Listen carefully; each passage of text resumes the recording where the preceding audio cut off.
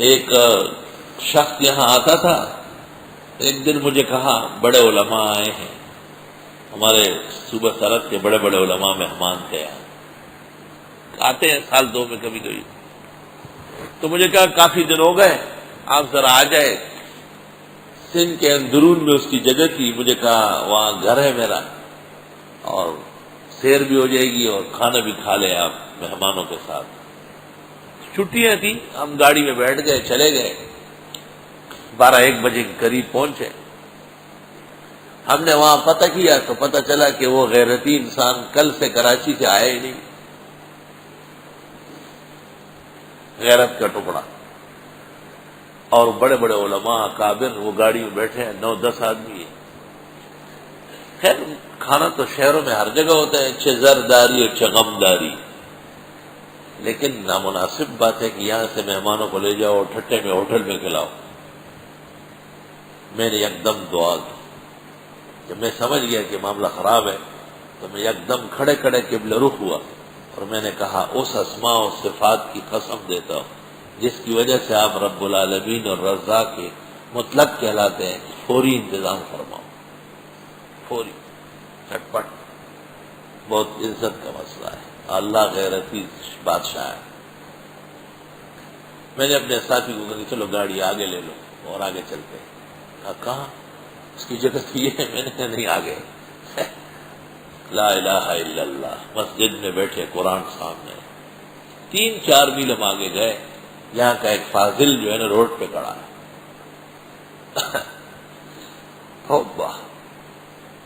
گاڑی کو ہاتھ دیے کہ گاڑی روکو۔ میں نیچے اترا، خیر آیا، ملا، کہنے لگا کھانا تیار ہے۔ کس چیز کا؟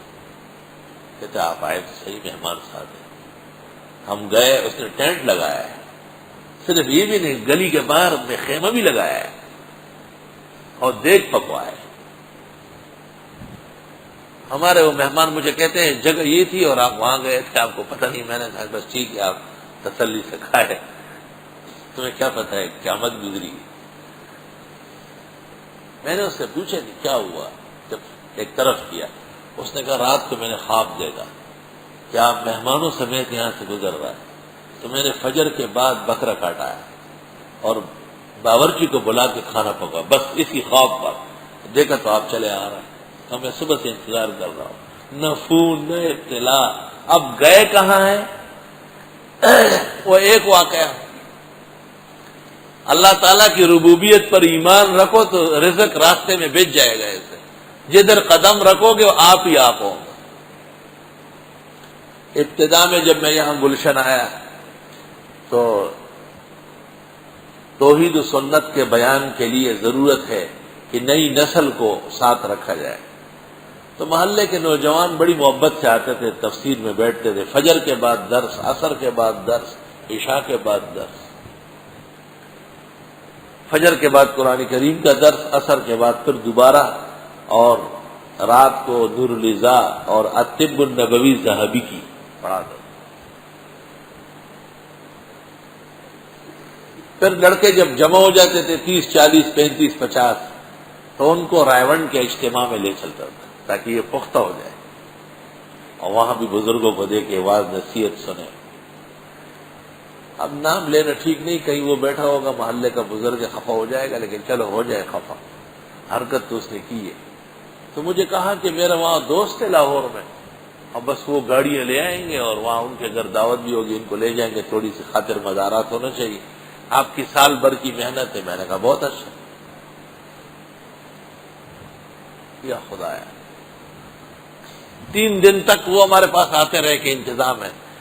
جب دعا ختم ہو گئی، مولانا انعام الحسن سے مرحوم نے دعا کی، تو اس نے مجھے اس طرح سے کہا ہماری گاڑی میں صرف آپ کی جگہ ہے۔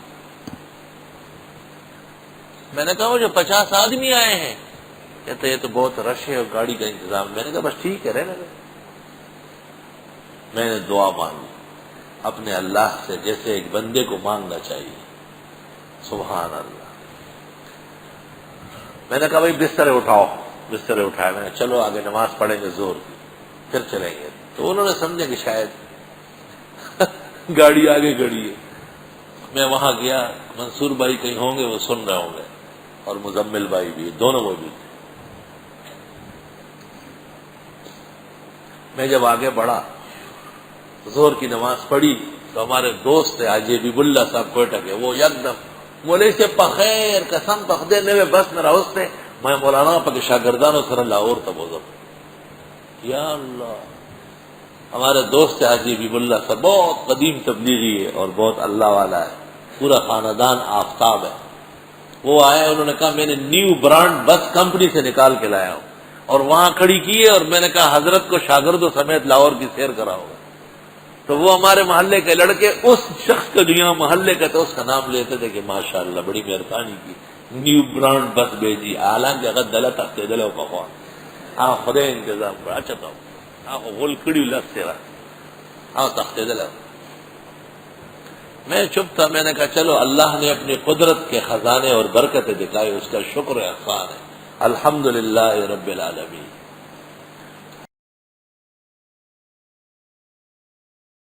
شیخ سعدی نے سنا تھا کہ اصفہان نصف جہان است، ایران کا مشہور شہر اصفہان کا یہ نصف جہان ہے، عقل بہت زیادہ ہے۔ تو شیخ سعدی کہتے ہیں میں چلا گیا اور اصفہان کے باہر جب داخل ہوئے چھوٹے چھوٹے بچے کھیل رہے تھے، میں نے ان سے کہا بیٹے ہم 3 آدمی ہیں، ایک میں ہوں، ایک میرے ساتھ گھوڑی ہے اور ایک میں نے مرغی رکھی ہے، اور صرف 2 پیسے ہیں اور کھانے کا وقت ہو گیا، بھوک لگی ہے، ہم کیا کریں؟ ان میں سے ایک بچے نے کہا کوئی مشکل کام ہے، خربوزے خریدو خود کھاؤ، بیج مرغی کو ڈالو، چلکا گھوڑے کو ڈالو، پھر دوڑنے لگا، کھیلنے لگا۔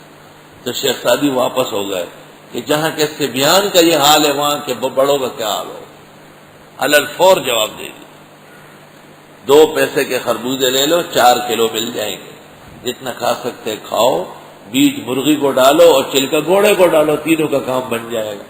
فاکہۃ و ابا متاعا لکم ولانعامکم۔ پھر کیڑے مکوڑوں کے لیے علیحدہ خوراک، سانپ اور بچھو کا علیحدہ خوراک، بکری اور ہرنی کا علیحدہ خوراک، ہر مخلوق کو اس کی شان کے مطابق اللہ تعالیٰ نے انتظام فرمایا ہے، اور کوئی نہیں ہے جو کسی کا رزق پوری کرے سوائے اللہ کے۔ بادشاہ کو کہے گا ہمارے ماسٹر صاحب کو کہ اور ملک چھوڑو، صرف اسلام آباد والوں کی دعوت کر لو، چلو اس کے پاس کیا کمی ہے؟ نہیں کر سکتے۔ کسی شہر کے امیر کو کہو کہ اس شہر کی دعوت کر لو، وہ کہے گا سال میں 1 دن کر سکتا ہوں۔ اور اللہ رب العالمین آپ کو اور ہمیں اور کائنات کے ذرے ذرے کو اس کی شان کے مطابق روزی پہنچاتا ہے، ضرورت پوری فرماتے ہیں، حاجات پوری فرماتے ہیں۔ اللہ اکبر۔